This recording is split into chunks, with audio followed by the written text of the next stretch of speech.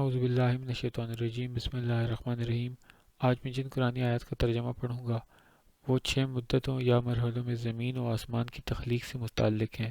تو شروع کرتے ہیں۔ بسم اللہ الرحمن الرحیم۔ سورہ اعراف آیت 54۔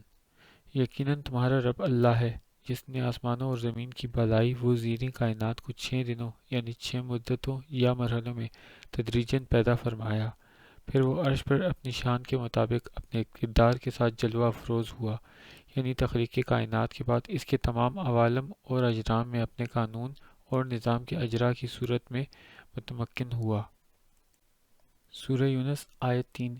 یقیناً تمہارا رب اللہ ہے جس نے آسمانوں اور زمین کی بالائی و زیریں کائنات کو 6 دنوں یعنی 6 مدتوں یا مرحلوں میں تدریجاً پیدا فرمایا، پھر وہ عرش پر اپنی شان کے مطابق اپنے اقتدار کے ساتھ جلوہ افروز ہوا، یعنی تخلیق کائنات کے بعد اس کے تمام عوالم اور اجرام میں اپنے قانون اور نظام کے اجرا کی صورت میں متمکن ہوا۔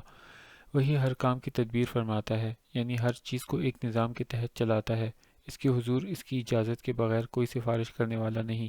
یہی عظمت و قدرت والا اللہ تمہارا رب ہے، سو تم اسی کی عبادت کرو۔ بس کیا تم قبول نصیحت کے لیے غور نہیں کرتے؟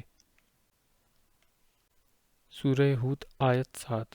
اور وہی اللہ ہے جس نے آسمانوں اور زمین کی بالائی و زیریں کائناتوں کو 6 روز یعنی تخلیق و ارتقاء کے 6 ادوار و مراحل میں پیدا فرمایا، اور تخلیق عرضی سے قبل اس کا تخت اقتدار پانی پر تھا، اور اس نے اس سے زندگی کے تمام آثار کو اور تمہیں پیدا کیا تاکہ وہ تمہیں آزمائے کہ تم میں سے کون عمل کے اعتبار سے بہتر ہے۔ اور اگر آپ یہ فرمائیں کہ تم لوگ مرنے کے بعد زندہ کر کے اٹھائے جاؤ گے تو کافر یقیناً یہ کہیں گے کہ یہ تو صریح جادو کے سوا اور کچھ نہیں۔ سورہ فرقان آیت 59۔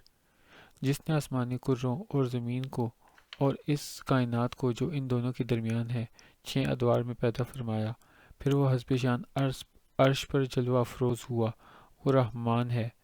اے معرفت حق کے طالب، تو اس کے بارے میں کسی باخبر سے پوچھ، بے خبر اس کا حال نہیں جانتے۔ سورہ سجدہ آیت 4۔ اللہ ہی ہے جس نے آسمانوں اور زمین کو اور جو کچھ ان کے درمیان ہے اسے 6 دنوں یعنی 6 مدتوں میں پیدا فرمایا، پھر نظام کائنات کے عرش اقتدار پر اپنی شان کے مطابق جلوہ افروز ہوا۔ سورہ فصلت آیت 9-10۔ فرما دیجئے کیا تم اس اللہ کا انکار کرتے ہو جس نے زمین کو 2 دن یعنی 2 مدتوں میں پیدا فرمایا اور تم اس کے لیے ہمسر ٹھہراتے ہو؟ وہی سارے جہانوں کا پروردگار ہے، اور اس کے اندر سے بھاری پہاڑ نکال کر اس کے اوپر رکھ دیے، اور اس کے اندر سے معدنیات، آبی ذخائر، قدرتی وسائل اور دیگر قوتوں کی برکت رکھی، اور اس میں جملہ مخلوق کے لیے غذائیں اور سامان معیشت مقرر فرمائے۔ یہ سب کچھ اس نے 4 دنوں یعنی 4 ارتقائی زمانوں میں مکمل کیا۔ یہ سارا رزق اصلاً تمام طلبکاروں اور حاجت مندوں کے لیے برابر ہے۔ سورہ کاف آیت 38۔ اور بے شک ہم نے آسمانوں اور زمین کو اور اس کائنات کو جو دونوں کے درمیان ہے 6 زمانوں میں تخلیق کیا ہے، اور ہمیں کوئی تکان نہیں پہنچی۔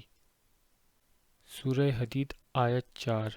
وہی ہے جس نے آسمانوں اور زمین کو 6 ادوار میں پیدا فرمایا، پھر کائنات کی مسند اقتدار پر اپنی شان کے مطابق جلوہ افروز ہوا، یعنی پوری کائنات کو اپنے امر کے ساتھ منظم فرمایا۔